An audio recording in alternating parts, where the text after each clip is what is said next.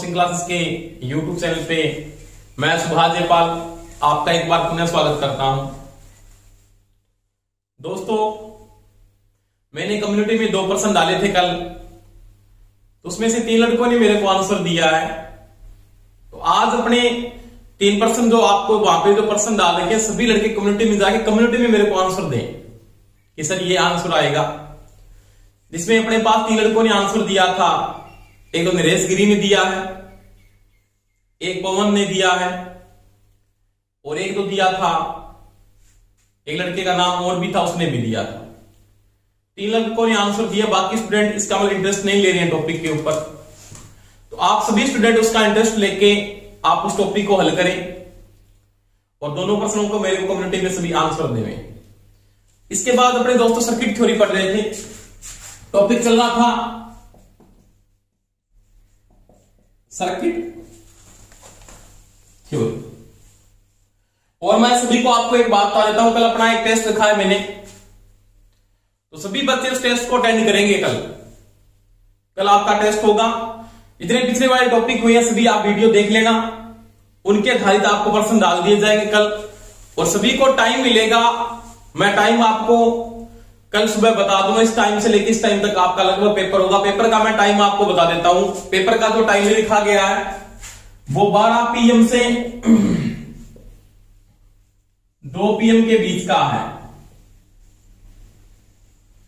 12 PM से 2 PM का बीच का है। इस टाइम के बीच में कल आपका टेस्ट होगा।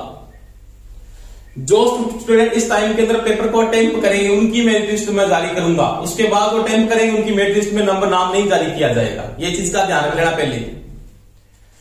तो 12 PM से 2 PM के बीच में आपका टेस्ट होगा। आप अपनी मेल आईडी डालकर वहां पे टेस्ट को अटेंड कर लेना और मेरे को वहां पे मेरिट लिस्ट में बाद में आपको 7 तारीख को मैं उसकी क्या कर दूंगा, जारी कर दूंगा। देखो दोस्तों,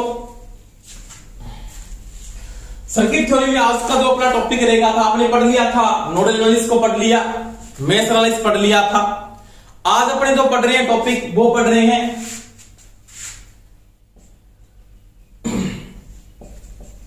super position theory. Super position theory पढ़ेंगे, यानी जो टॉपिक आपका है वो सुपर पोजिशन थ्योरी का है, इसके बारे में पढ़ेंगे। आपने जो जटिल सर्किटों को हल किया था वो 2 प्रकार से हल कर लिया आपने।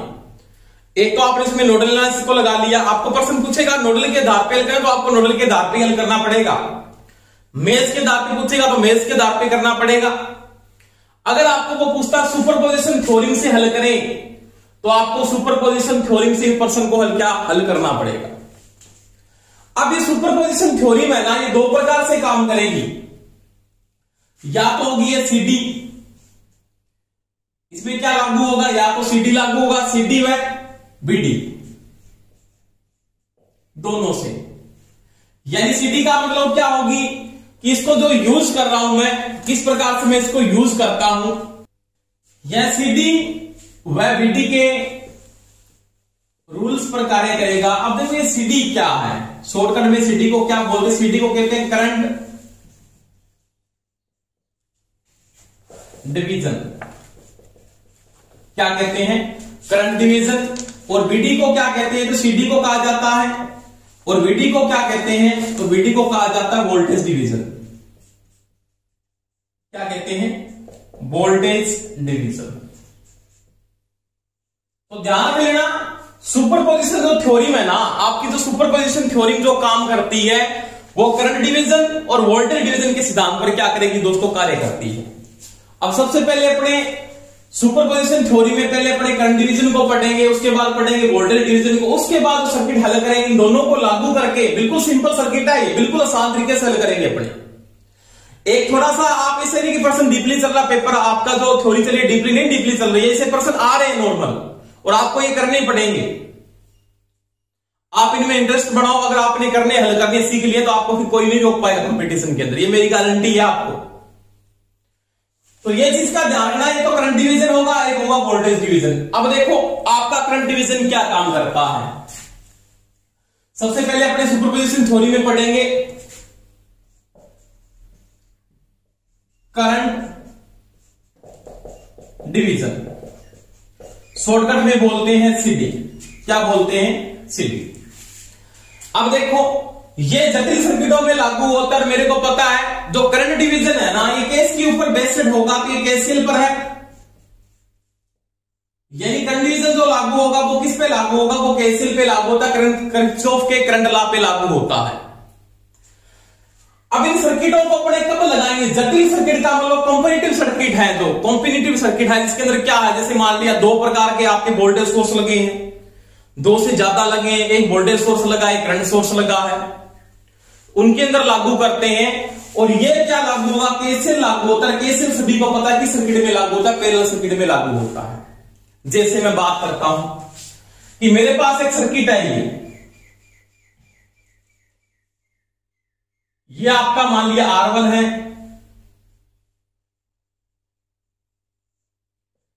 इसके पैरेलल में R2 जुड़ा हुआ है,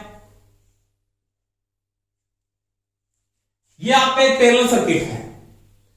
अब इसमें मैं करंट डिवीजन को लागू करता हूं, यानी किसको लागू करता हूं? केसीएल को लागू करता हूं। सभी को पता है यहां से कोई आई करंट फ्लो होता है, आई ये धारा है। इसमें जो दोस्तों करंट जाएगा वो क्या होगा? I1। इसमें करंट जाएगा वो क्या होगा? आपका I2 होगा। यही होगा, बिल्कुल होगा। केसीएल के अनुसार क्या बोलेंगे? आने वाली धारा जाने वाले के बराबर होती है। IT इक्वल टू में I बराबर ये लिख सकता हूं, I1 प्लस क्या होगा? I2 होगा। ये किसकी कंडीशन है? तो ये केसीएल की कंडीशन है। अब देखो दोस्तों, सभी को पता है ये पैरेलल सर्किट है ना, तो इसके अंदर वोल्टेज का मान क्या होगा? समान होगा। यानी मैं ये भी लिख सकता हूं यहां पे V1 बराबर में V2 होगा, यानी वोल्टेज का मान क्या होगा? यहां पे समान होगा। आपके पास वोल्टेज की वैल्यू क्या आ रही है? समान वैल्यू आ रही है। I equal to I1 plus क्या होगा? I2 होगा, यानी वोल्टेज का मान क्या होगा? समान होगा। अब देखो, V1 की जगह मैं क्या लिख सकता हूं? तो V1 किसके बराबर है? तो V1 इक्वल टू मैं ये लिख सकता हूं, I1 R1, V बराबर ओम्स लॉ से IR होता है, और इसके बराबर क्या लिख सकता हूं? I2 R2। अब मैं I1 इक्वल टू ये भी लिख सकता हूं, I1 बराबर हो जाएगा I2 इंटू में R2 बटा में R1। यानी जो ये वैल्यू आ गई मेरे यहां से, तो वो किसकी है? I1 की वैल्यू। इसकी वैल्यू दोस्तों I1 की वैल्यू। अब मैं क्या लिख सकता हूं? यहां पे जो वैल्यू मैंने लिखी है, यानी I1 इक्वल टू क्या? I2 इंटू में R2 बटा में क्या है? R1 है। ये आपके पास मैंने वैल्यू को यहां पे पुटअप कर दिया, मान को मैंने।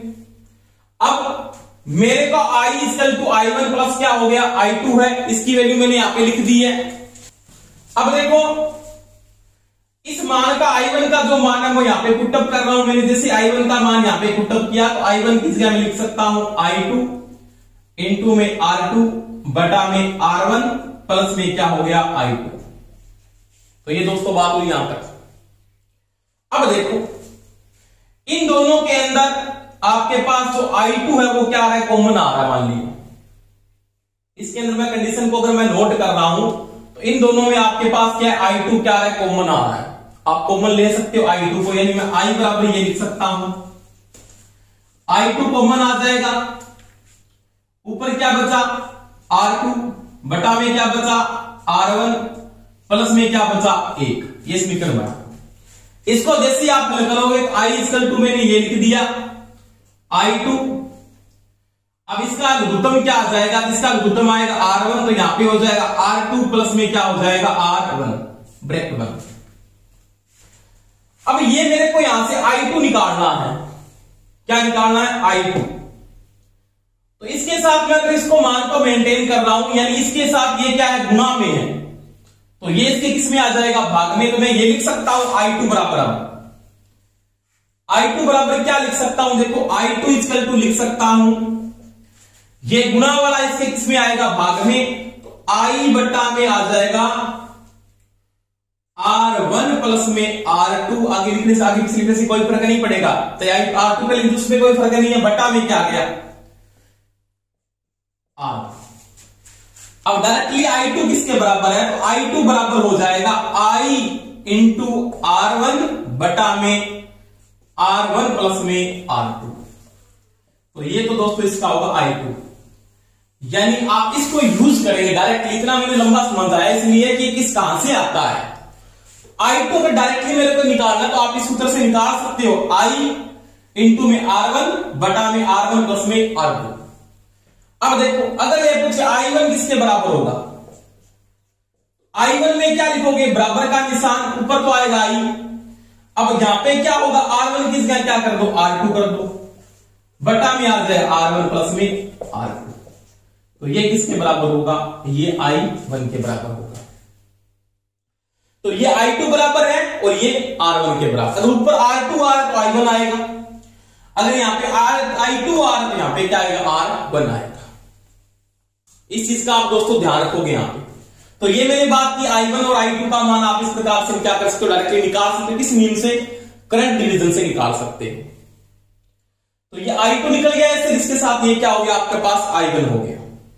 अगर आपको डिस्टेंस दिए हैं तो ये तो आपको पता है R1 प्लस R2, तो यहां पे आपके पास R2 पर यूज किया तो I1 आएगा, आपने R1 उपयोग किया तो यहां पे क्या आएगा, आपके पास I2 आ जाएगा। डायरेक्टली ऐसे निकाल सकते हो। इसके बाद मैं अगर बात करता हूं तो देखो, जैसे मेरे को कोई बोलता है यहां पे कि यहां पे धारा का मान लिया 2 एम्पीयर धारा फ्लो हो रही है, यहां पे इस डिस्टेंस का मान लिया 4 ओम है और इस डिस्टेंस का मान लिया 2 ओम है। आपको अप्लाई करना है, इसको अप्लाई करना है, सुपरपोजिशन थ्योरम लागू करके करंट डिवीजन से ज्ञात करना। कोई दिक्कत नहीं है मेरे पास। आप क्या वो पूछेगा करंट डिवीजन से ये कौन सा आंसर से, इस प्रकार से अगर वो थ्योरेटिकल क्वेश्चन पूछेगा तो आपको ये आंसर देने पड़ेंगे वहां पे। अब देखो आपको मैंने निकालना, यहां पे मान I1 को निकाल, I1 बराबर क्या लिखेंगे, I इंटू में R2 बटा में R1 प्लस में R2। I कितना आपके पास 2 मिली एम्पियर इंटू में R2 क्या है 2 इंटू में R1 प्लस R2 2 प्लस 4। तो ये क्या आ जाएगा, आपका I1 आ जाएगा डायरेक्टली। आपको I2 निकालना है तो I2 बराबर क्या लिखोगे, 2 मिली एम्पियर इंटू में टोटल करंट R1 का मान लोगे, यहां पे R1 का मान 4 बटा में 2 प्लस 4। तो ये क्या आ गया आपका I2 आ। इस प्रकार से सर्किट्स में आप इसको लागू करके आप हल कर सकते हैं। एक कंडीशन और भी है, उससे भी आप लागू कर सकते हो, वो देखो। परंतु ज्यादा रूल आप ये यूज करेंगे, ध्यान रख लेना, आप ज्यादा आप इसका ही उपयोग करेंगे। अब देखो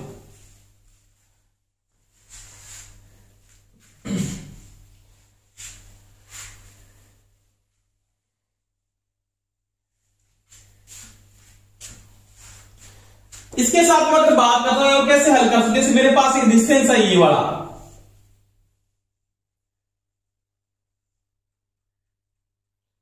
ये 2 डिस्टेंस लगे हैं, R1 है ये R2 है, वही बात है, पैरेलल में जुड़े हुए हैं ऐसे। यहां से I फ्लो हो रहा है, इसमें I1 फ्लो हो रहा है, इसमें I2 फ्लो हो रहा है, वापिस वहां से I बाहर निकल रहा है। केपीएल यही बोलता है, केसीएल सॉरी यही बोलता है। अब देखो आपके पास मैंने बात की, यहां पे वोल्टेज का मान क्या होगा, समान होगा। यानी यहां पे वोल्टेज का मान तो समान है, यानी मैं लिख सकता हूं V1 बराबर में V2 है। पहले वाली सेम कंडीशन, उसमें कोई समस्या नहीं है, V1 बराबर V2 है। अब V1 बराबर V2 है, इसका मतलब ये भी मैं इसके साथ लिख सकता हूं कि टोटल वोल्टेज है वो उसका मान भी यहां पे क्या है, बराबर है। यानी V बराबर मैं ऐसे लिख सकता हूं कि V बराबर V1 बराबर V2, यानी समांतर क्रम में वोल्टेज का मान क्या रहता है, समान रहता है, कोई समस्या नहीं।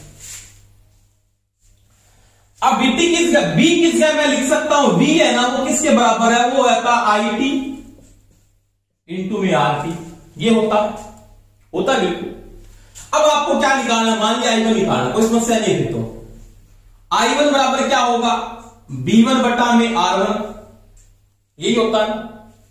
अब VT का मान V के क्या है, बराबर है, इसका मतलब मैं ये लिख सकता हूं इसकी जगह क्या, IT इंटू में RT बटा में R1, ये इसके बराबर है। I2 किस जगह क्या लिख सकते हो, तो I2 किस जगह आप ये लिख सकते हो, ये तो सभी को पता है V2 बटा में R2, और V2 किसके बराबर है, VT के बराबर है, वही बात IT इंटू में RT बटा में R2, ये लिख सकते हैं। अब आपके पास I3 अगर और जुड़ा है, मान लिया यहां R3 और जोड़ दिया, मान लिया सर्किट में ये जोड़ दिया, इस शाखा में I3 फ्लो हो रहा है मान लिया, तो क्या लिखोगे, I3 बराबर लिखोगे V3 बटा में R3, यानी IT इंटू में RT बटा में R3। इससे भी आप कर सकते हो, कोई समस्या नहीं, करंट निकाल सकते हो अलग अलग प्रकार, परंतु ज्यादा आप यूज करोगे तो वो मैंने पहले सर्किट करवाया उस प्रकार से इसको आप हल करोगे। ये चीज का ध्यान रख लेना। सुपरपोजिशन जो करंट की डिवीजन है वो पहले वाली सही है, बिल्कुल राइट कंडीशन है, इसको तो आप यूज कर सकते हो। वैसे ये भी सही है, वैसे वो भी सही, पर उसको ज्यादा अपने यूज करेंगे। तो ये दोस्तों मेरी किसकी बात की, करंट डिवीजन की बात की। किसकी बात की, करंट डिवीजन की। अब मैं बात करता हूं इसके बाद 2 नंबर कंडीशन की। पहले आपको करंट डिवीजन और वोल्टेज डिवीजन के बारे में पता है तो भी आप सुपरपोजिशन थ्योरम को लागू कर सकते हो। अब बात करेंगे वोल्टेज डिवीजन।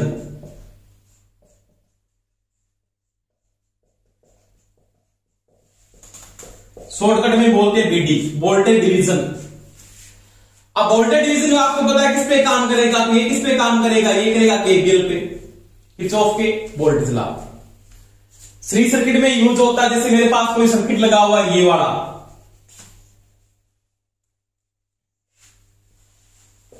R1 है, ये क्या है, R2 है। दोनों किस क्रम में जुड़े हैं, श्रेणी क्रम में जुड़े हैं। इसके मध्य जो वोल्टेज ड्रॉप होगी ना, यहां पे जो वोल्टेज ड्रॉप होगी उसको क्या बोलेंगे, V1 बोलेंगे। इसको क्या बोलेंगे, V2 बोलेंगे। तो केवीएल क्या बोलता है कि जो सोर्स वोल्टेज यानी टोटल वोल्टेज जो V है ना, वो किसके बराबर है, वो V1 प्लस में V2। आगे इतने भी जुड़े हैं उसके क्या होता है, ये बराबर होता है। ये केवीएल की इक्वेशन है। केवीएल के अनुसार मैं V बराबर क्या लिख सकता हूं, V1 प्लस में क्या लिख सकता हूं, V2 लिख सकता हूं। अब आपको क्या ज्ञात करना है, तो आपको जो ज्ञात करना है वो क्या ज्ञात करना है, V1 यानी वोल्टेज को ज्ञात करेंगे, उससे किसको ज्ञात करेंगे, करंट को ज्ञात करेंगे। तो यहां पे तो आपका जो V1 है ना, V1 यानी V1 बराबर क्या है, तो V1 बराबर आप ये लिख सकते हो V इंटू में R1 बटा में R1 प्लस में R2, ये होगा। V1 बराबर क्या होगा, V इंटू में R1 बटा में R1 प्लस क्या होगा, R2 के बराबर होगा। अब V2 बराबर क्या होगा, तो V2 बराबर फिर ये होगा V इंटू में R1 बटा में R1 प्लस में R2 बटा में R1 प्लस क्या होगा, R2 होगा। ये कंडीशन होगी इसके अंदर। अब मान लिया यहाँ पे 2 रेजिस्टेंस जुड़े हैं, 2 से ज्यादा भी हो सकते हैं ना, 2 से ज्यादा भी हो सकते हैं। तो आप इसको कैसे लागू करोगे, फिर देखो उसमें कि मान लिया 3 रेजिस्टेंस जुड़े हुए ऐसे, ये R1 है, R2 है, ये क्या R3 है। तो इसमें जो V1 आएगा ना वो किसके V1 आएगा वो किसके बराबर होगा, V इंटू में R1 सभी का जोड़ यानी R1 plus R2 plus R3। इसका मतलब ये तो RT है। V2 किसके बराबर होगा, V इंटू में R2 बटा में R1 plus R2 plus R3 होगा। और V3 किसके बराबर होगा, तो V3 बराबर होगा V इंटू में R3 बटा में R1 plus R2 plus R3 होगा। यानी इस पोजीशन को आप ऐसे लागू करोगे। जैसे क्वेश्चन आपको ऐसे लिख सकते, जो तैयार हो सकते, कैसे लिख सकते हैं, तो आप लिखोगे BX किसी भी रेजिस्टेंस के मध्य वोल्टेज पतन बराबर में क्या होगा, V इंटू में RX बटा में RT। ये कंडीशन है। अब BX क्या है, किसी प्रतिरोध के मध्य V ड्रॉप। RX क्या है, RX क्या है, जिस प्रतिरोध के मध्य V ड्रॉप ज्ञात करें उसका क्या है, मान है। यानी V ड्रॉप प्रतिरोध का मान। और RT क्या है, टोटल रेजिस्टेंस। इसमें सीरीज में सभी को पता R1 plus R2 plus R3 जितने भी होते हैं उसके साथ लागू करते हैं। तो ये कंडीशन आपके पास इस प्रकार से वो लागू कर सकता है, जैसे आपने वहां पे पढ़ा था कि किस प्रकार से मैं वैल्यू को क्या कर सकता हूं, ज्ञात कर सकता हूं। तो ये आपके पास BX ऐसे निकल जाएगा। जैसे BX का मतलब आपके पास अगर आपको V1 का ज्ञात है तो आप V1 को लिख लो यहाँ पे, तो यहाँ पे क्या आ जाएगा, R1 आ जाएगा। अगर आप पे V2 ले रहे हो तो यहाँ पे V2 लेंगे, यहाँ पे क्या लेंगे R2 ले लेंगे। यहाँ पे V3 ले रहे हैं तो यहाँ पे लेंगे V3 और यहाँ पे क्या ले लेंगे R3 ले लेंगे। तो ये आप इस प्रकार से सर्किट को क्या कर सकते हो, ज्ञात कर सकते हैं। तो ये आपका वोल्टेज डिवीजन है। इस प्रकार से वोल्टेज डिवीजन को आप क्या करोगे, हल करो।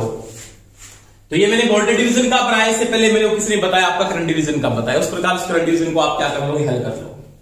अब देखो, अब दोनों का उपयोग करके मैं सुपरपोजिशन थ्योरम को लागू करना चाहता हूं। उसके 3 बेस है, पहले उसके 3 टर्म्स है, उसके बारे में पढ़ेंगे, वो देखो आराम से।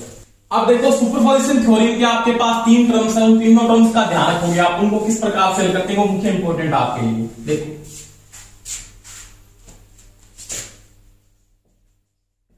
सुपर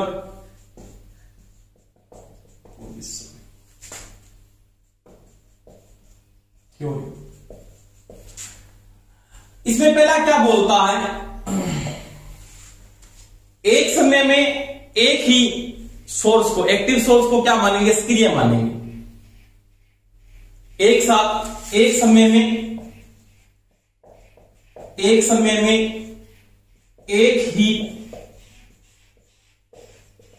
एक्टिव सोर्स को सक्रिय मानेंगे। ये बात कहता है, यानी जैसे वोल्टेज सोर्स है या करंट सोर्स, उसमें से एक है आपको एक्टिव मानना स्टार्टिंग के समय। यानी मेरे पास जैसे मान लेंगे वोल्टेज सोर्स, आपके जैसे अपने पास कॉम्पिलेटिव सर्किट जो आते हैं, जटिल सर्किट जो आते हैं ना, उनमें 2 सोर्स लगे होते हैं। एक समय में आपको एक एक्टिव सोर्स को क्या मानना, सक्रिय मानना।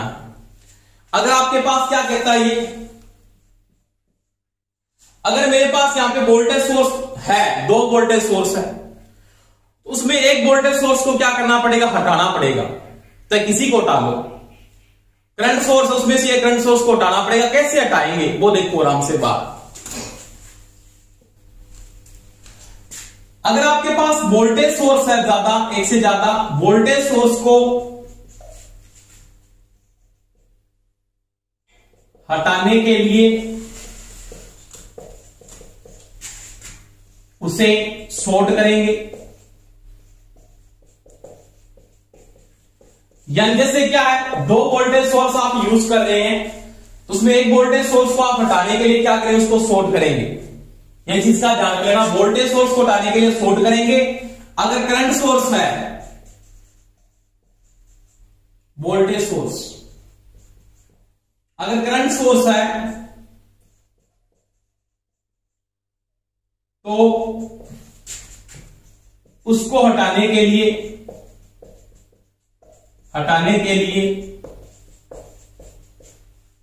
ओपन करेंगे,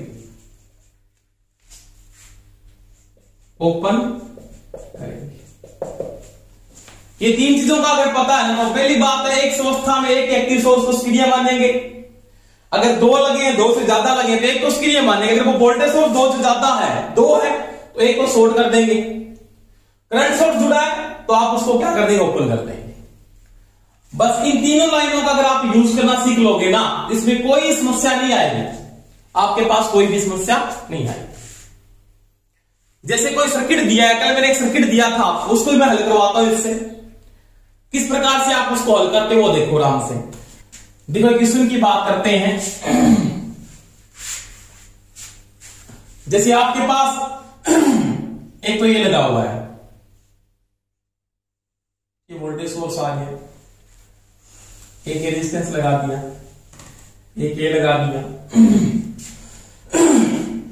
एक ये रेजिस्टेंस लगा दिया, और यहां पे करंट सोर्स छोड़ दिया ऐसे। अब 2 सोर्स लगे हैं, एक तो वोल्टेज सोर्स लगा है, करंट सोर्स लगा है। ये मान लिया R1 है, ये R2 है, ये R3 है, ठीक है। अब यहां पे इनका जो मान लिया, इसका मान लिया 2 ओम है, इसका 4 ओम है, इसका भी क्या है 4 ओम, ठीक है। अब देखो ये लगा हुआ है ना, ये 2 वोल्टेज सोर्स, इसकी वोल्टेज का मान मैंने दे दिया आपको, मान लिया 10 वोल्टेज की सप्लाई है। और ये जो करंट सोर्स लगा है, तो ये लगा हुआ मान लिया 2 एम्पियर का है। अब देखो इसको मैं हल करता हूं। पहले क्या करें, एक सर्किट को एक्टिव मानेंगे, जैसे इसको एक्टिव मान लिया, इसको हटा दूंगा, इसको एम्पियर करंट सोर्स इस पे ऐसे कर देंगे। फिर आप ये रेजिस्टेंस लगा है, एक ये रेजिस्टेंस लगा है, एक ये रेजिस्टेंस लगा है। यहां पे 10 वोल्टेज की सप्लाई है। अब देखो करंट सोर्स को आपको हटाना है, करंट सोर्स को आपने हटा दिया, इसको मतलब इसको क्या करना, ओपन करना था, मैंने लिखाया था अभी आपको, इसको छोड़ दिया। ये R3 है, ये R1 है और ये क्या है R2 है। यहां पे वोल्टेज का मान कितना है 10 वोल्ट प्लस माइनस, कोई समस्या नहीं है। अब वो यहां पे पूछ रहा है इसमें करंट पूछेगा, कोई समस्या नहीं है। अब क्या करेंगे आप, अब क्या इसका करंट निकालना, ये तो ऊपर इधर करंट जाएगा नहीं, इसका मतलब आई निकालना है, यहां से आई। अब जो आई का जो मान है वो क्या आएगा, आई इक्वल टू आप लिखोगे यहां पे क्या हो जाएगा V बटा में, दोनों किस क्रम में जुड़ के श्रेणी क्रम में है, तो क्या हो जाएगा R1 प्लस में R2, R1 प्लस में R2, ये लिख सकते हैं। अब देखो वोल्टेज का मान कितना आपके पास 10, R1 का मान आपको दे रखा है, R1 का मान यहां पे कितना था 2, इसका 4, कितना था 4, तो 2 और 4 कितने हो गए 2 प्लस 4 यानी 10 बटा 6, 5 बटा 3 एम्पियर करंट। यानी यहां से जो करंट फ्लो हो रहा है ना वो 5 बटा 3 एम्पियर आ रहा है। कितना आ रहा है 5 बटा 3 एम्पियर। इस शाखा में धारा की दिशा ये रहेगी ना, ये पॉजिटिव बात ऐसे रहेगी, इसका मतलब क्या होगा 5 बटा 3 एम्पियर, इससे ही आ रहा है, इसमें कोई समस्या नहीं है। अब देखो, अब मेरे को ये यूज करना है, इसको ओपन करना है, ऐसे ऐसे यूज किया इसको, ऐसे मैंने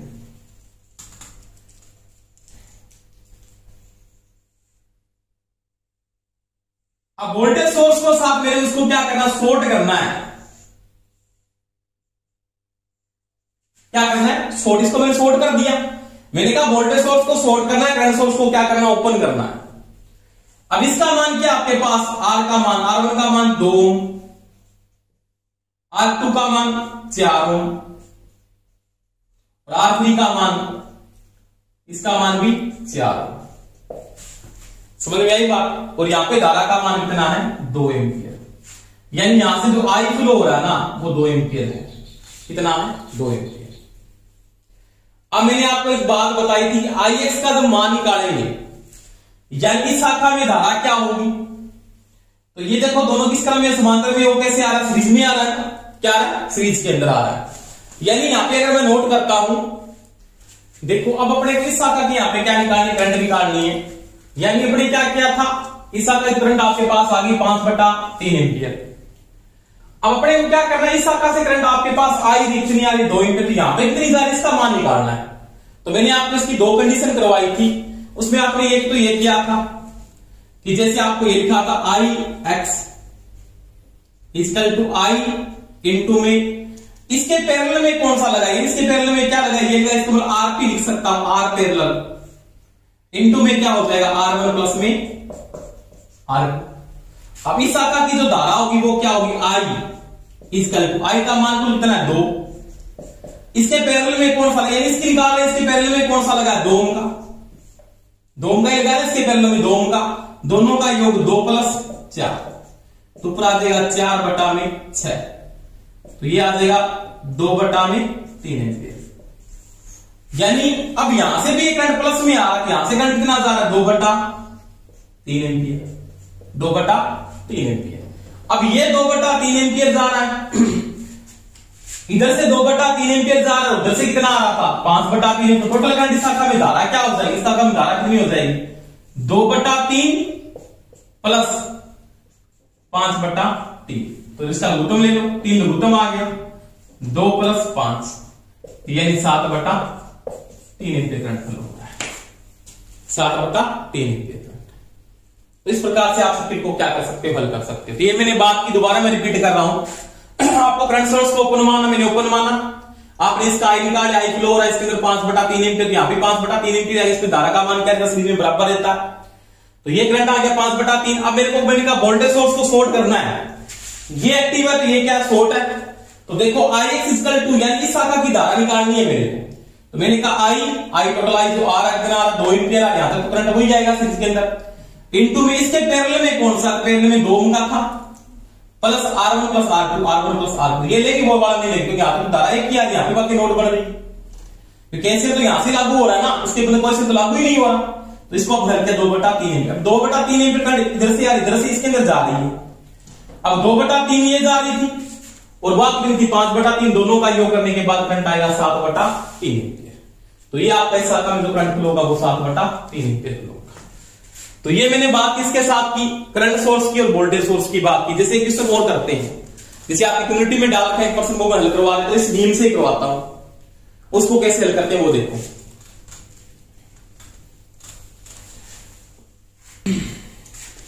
इसके बाद एक क्वेश्चन देखो,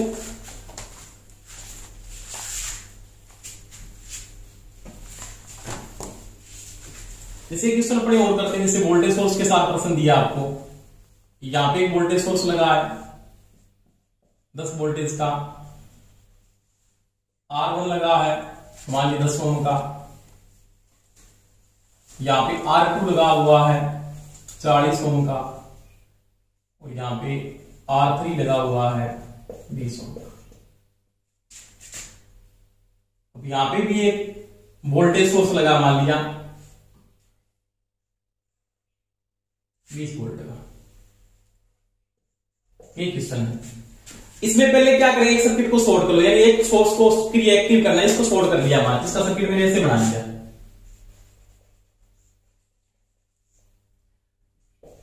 10 ओम,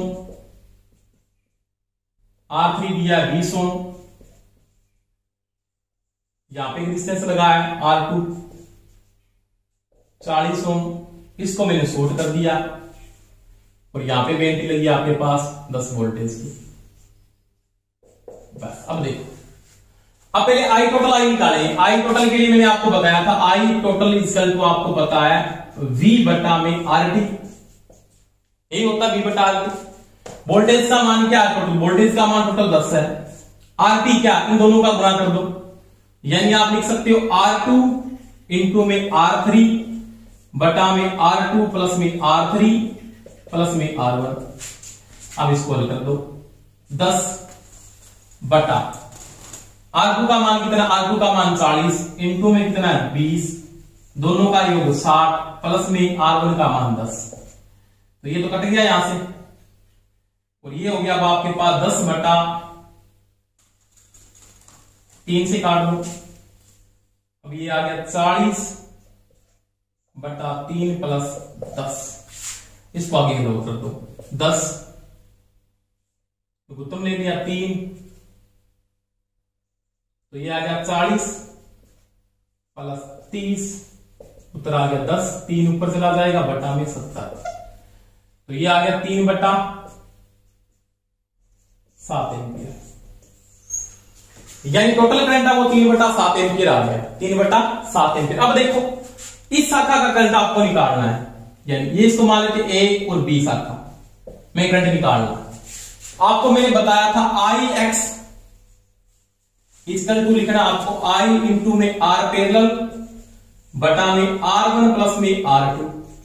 इधर से करंट आ रहा है, यहां से तो करंट टोटल आ रहा है वो 3/7 एम्पियर आ रहा है, 3/7 एम्पियर, टोटल करंट कितना 3/7 एम्पियर इंटू R पैरेलल, इसके पैरेलल कौन सा है R पैरेलल, इसके पैरेलल कौन सा है तो 20 ओम का, R1 प्लस R2 दोनों का योग क्या हो गया 20 प्लस 40, इसको हल कर दो, ऊपर आ गया 60 बटा ये कितना हो गया 60, दोनों का 60 हो गया, इसको गुणा के 60 बटा में क्या आ गया 7 नीचे आ गया, तो ये आ गया 1/7 एम्पियर, यानी इधर से करंट जो आ रहा है वो 1/7 एम्पियर आ रहा है सर्किट से, निकाल दिया आपने 1/7 एम्पियर। अब देखो, अब मैं क्या करता हूं, इस शाखा का यहां से करंट आ गया आपके पास कितना है, ये आपने निकाल लिया, ये इसको 1/7 एम्पियर है, 1/7 एम्पियर। अब क्या करना है, अब मेरे को एक और सर्किट बनाना है इसी का ही, इसको शॉर्ट करना है, इसको अब ऐसे बना दो, R1 10 ओम, R2 40 ओम, और ये मान है इसका R3 का मान वो है 20 ओम, और ये 20 वोल्ट की सप्लाई। अब देखो सबसे पहले इसका आई निकाल लेंगे, आई इक्वल टू क्या आपके पास, टोटल आई इक्वल टू आपके पास है V/RT, वोल्टेज का मान क्या है 20, आरपी में आर से देखेंगे 40 इंटू 10, ये दोनों है ना, 40 इंटू 10 बटा 40 प्लस 10 प्लस में 20, ये करेंगे। अब देखो टोटल वोल्टेज 20 है, 20 लिख दो ऊपर, ये आ गया 400 बटा 50 प्लस 20, 1 0 से 0 कटे, 8 5 40, तो ये आ गया अब आपके पास 20 बटा में 28, तो ये कट जाएगा 4 से, 5 चौका 20, 7 चौका 28, 4 बटा 7 एम्पियर करंट, यानी यहां से करंट फ्लो हो रहा है, इससे फ्लो हो रहा है, ये जो टोटल करंट आ रहा है वो आ रहा है 4 बटा 7 एम्पियर। अब मेरे को इसी शाखा का करंट निकालना, क्योंकि वो इस शाखा की करंट पूछ रहा है आपसे, इधर से आ रहा है 4 बटा 7 एम्पियर, इधर से जा रहा है 1 बटा 7 एम्पियर। अब आपको देखो इस शाखा का टोटल करंट भी, यहाँ पे इस शाखा करंट निकालोगे तो आप क्या लिखोगे, मैंने कहा था IX इक्वल टू आपको लिखना है total I into R parallel बटा में R1 plus R2। Total I कितना आ रहा है 4 बटा 7, इसके पैरेलल कौन सा है 10 ओम, दोनों का योग क्या है 50, तो ये कट गया, ये आ गया 4 बटा 35, 7 5 35, 4 बटा 35 एम्पियर, यानी ये 4 बटा 35 एम्पियर ऐसे ही आ रहा है इसके अंदर, यानी ऐसे 4 बटा 35। अब ये भी प्लस में है ना, 4 1 बटा 7, ये कितना 35, यानी 4 बटा 35 प्लस 1 बटा 7, लघुत्तम क्या आ गया 35, तो 4 7 5 35 और 5 एकम 5, 7 5 9 बटा 35, इसमें जो करंट फ्लो हो रहा है वो 9 बटा 35 एम्पियर, कितना फ्लो हो रहा है 9 बटा 35 एम्पियर, यानी यहाँ पे जो करंट है वो 4 बटा 35 तो इस शाखा से आ रहा है, ये वाला आ रहा है, और 1 बटा 7 एम्पियर इधर से आ रहा है, इस करंट का टोटल मान होगा 9 बटा 35 एम्पियर, तो ये इसका आंसर होगा। तो ये आपने बात की थी दो सर्किटों की कि किस प्रकार से करंट सोर्स के साथ हल करेंगे, किस प्रकार से वोल्टेज सोर्स के साथ हल करेंगे। तो ये आपकी सुपरपोजिशन थ्योरी में इस प्रकार से आप सर्किट को क्या करते हल कर सकते हो। दोस्तों क्लास अच्छी लगी हो तो लाइक करें, शेयर करें और सभी कमेंट करके बताएं आपके समझ में आ रहा है या नहीं आ रहा। ठीक है, धन्यवाद।